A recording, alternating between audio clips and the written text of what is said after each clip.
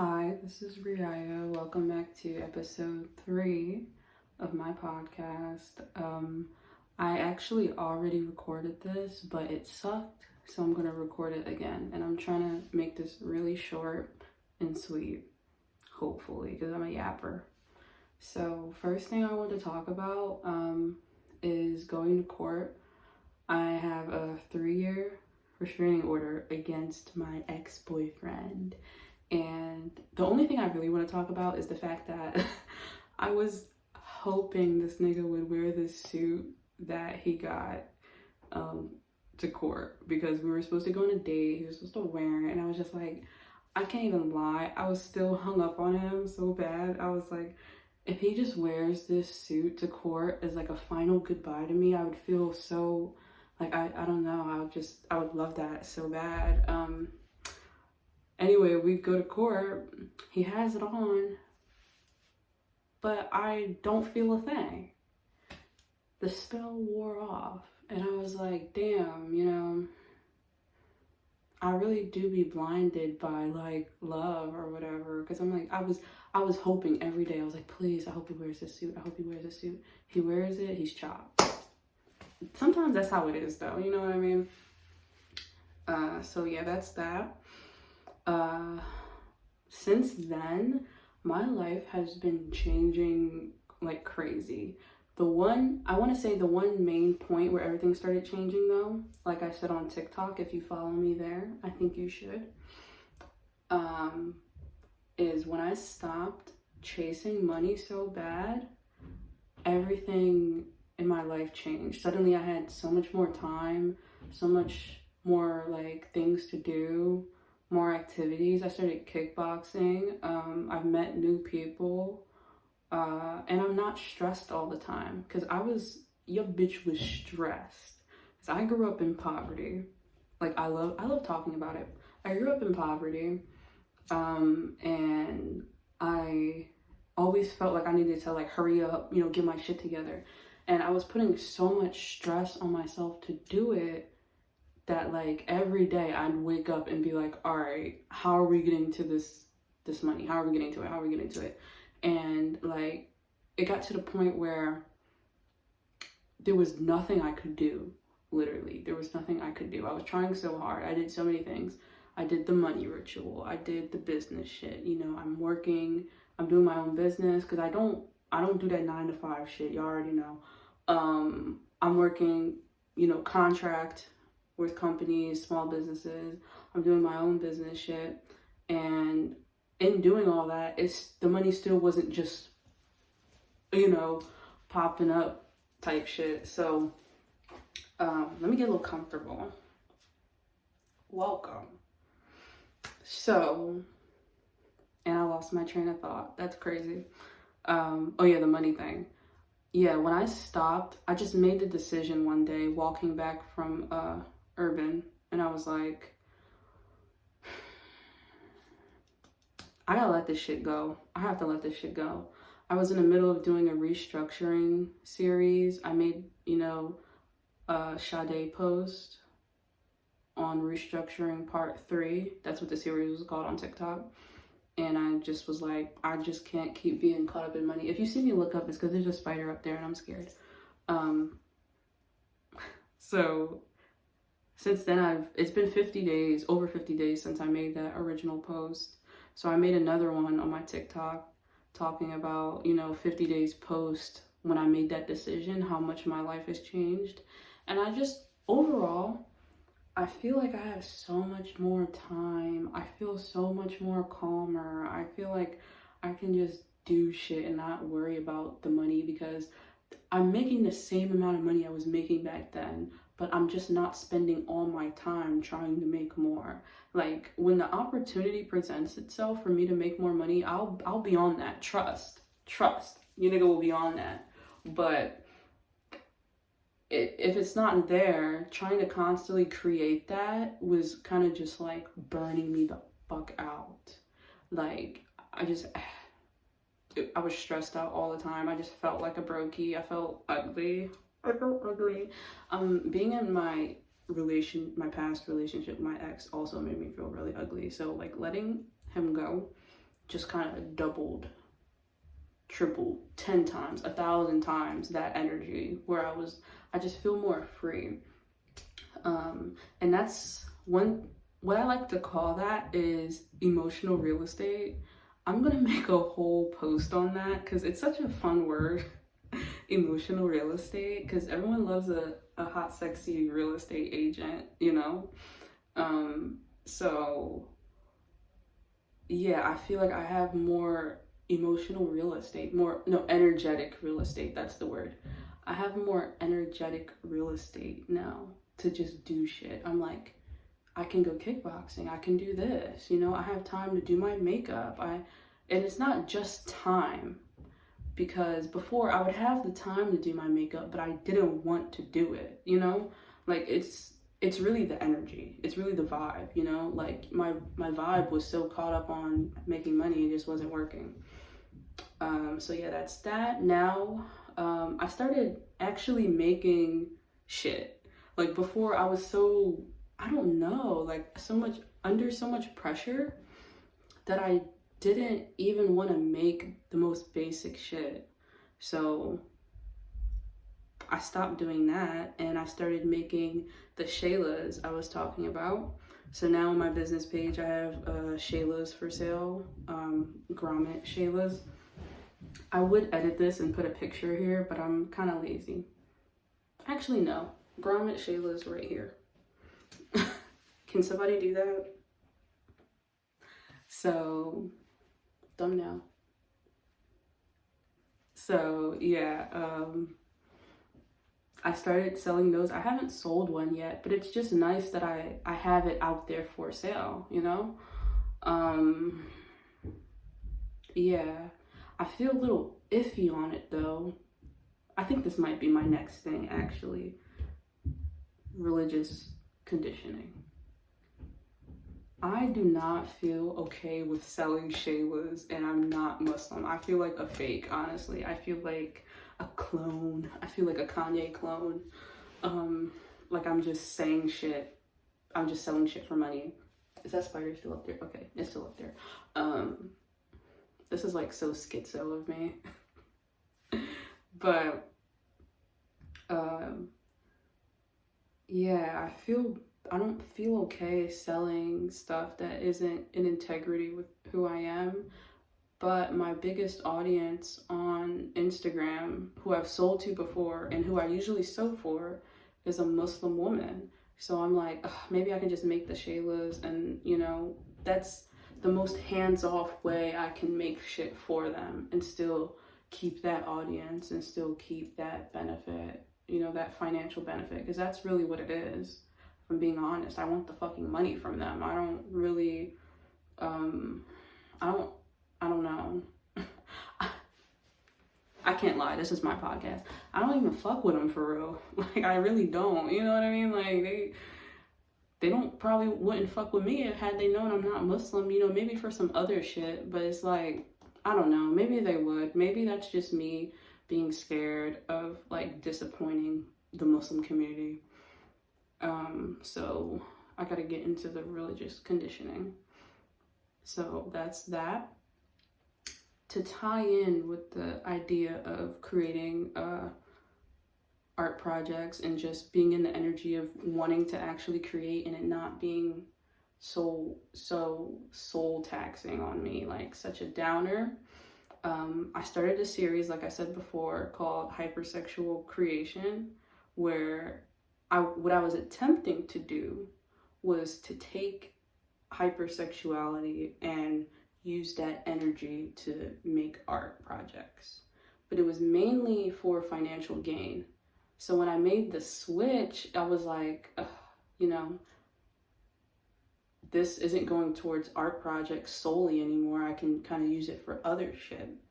So I started, like I said, doing my makeup more, just making random shit. I made a top. Okay, we're back. I ran out of storage, guys. Oh my god, I gotta get my shit together. I have a couple flash drives from my court shit. I don't know what the last thing I was saying was.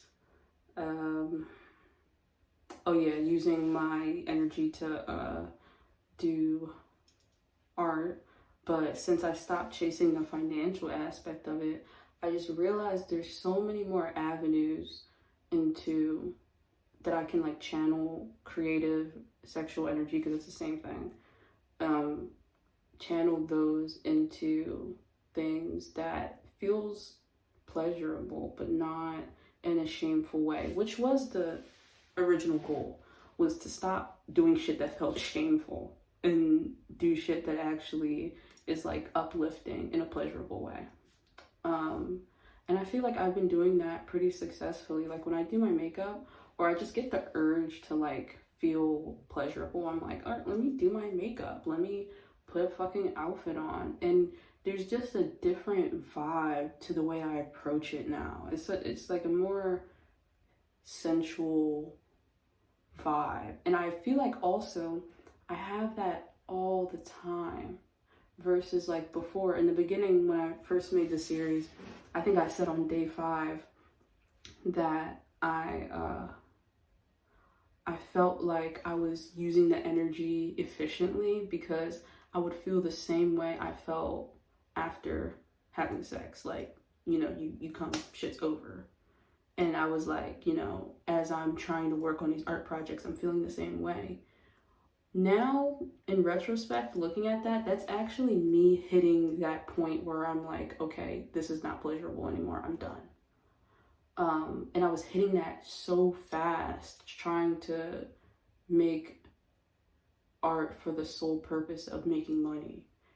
I kept hitting that feeling.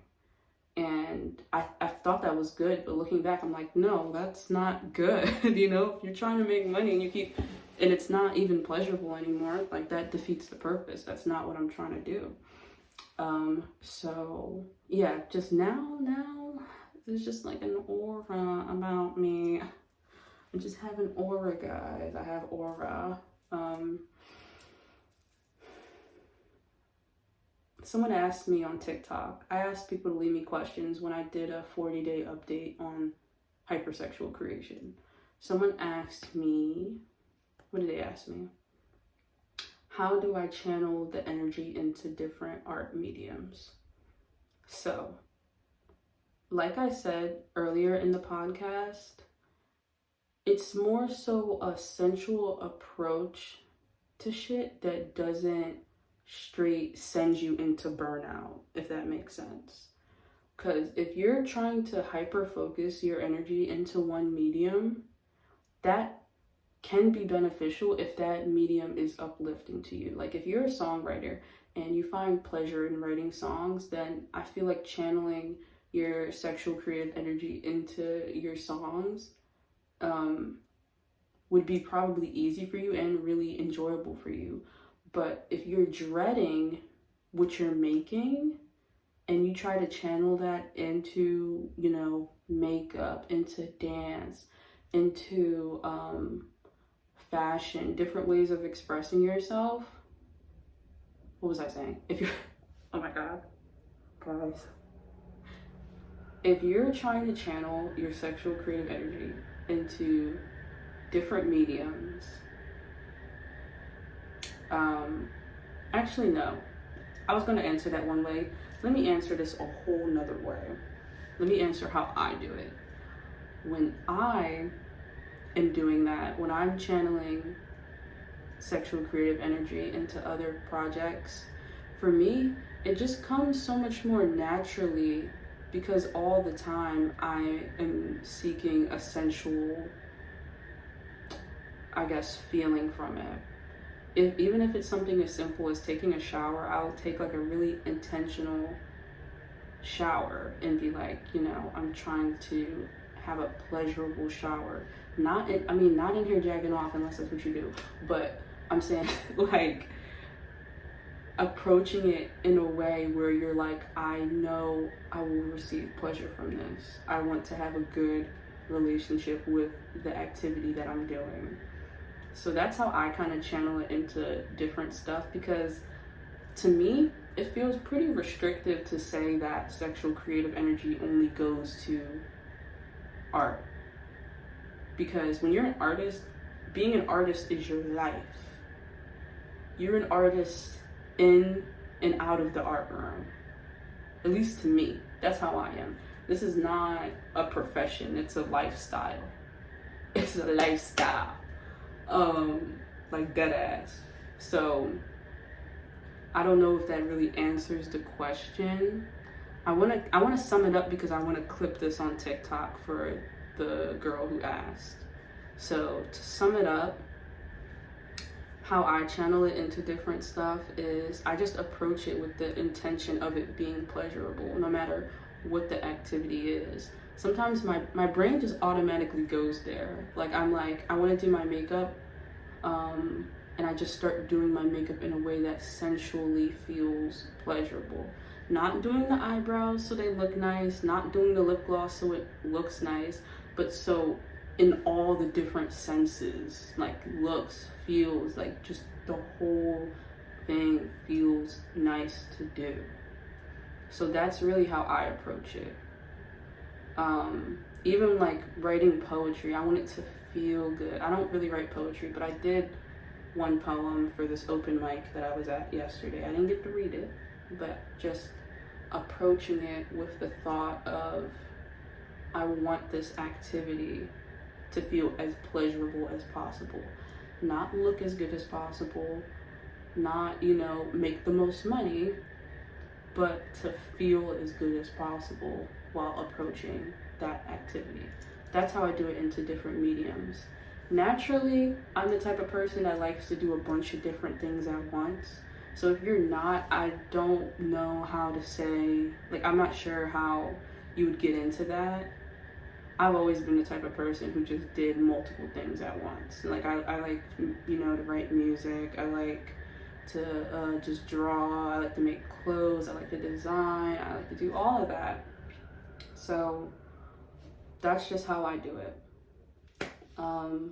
One last thing to wrap us up, because it's kind of long here. I want to read a page out of this book. It's called Rise, Sister, Rise. I absolutely love this book. This is not sponsored. But the way the book is set up, you can just flip to a random page, kind of like oracle cards. So I'm going to flip to a random page in here, the same way I pulled a card for us last time, and just see what it says. Like I said, I already recorded this, and I think the last page I looked at was like support systems, but let's see what this one says. Oh, this actually isn't, this isn't a prompt. I'm gonna get to like a page where it's like a subject. Let me close my eyes. The woman who came before you. Okay, let's just go to the end of it. It says, who have you lost that ignited a light in you? I answered all of these, so I wrote 19-year-old me, because I did feel like I lost her. What woman who have came before you have paved the path for you?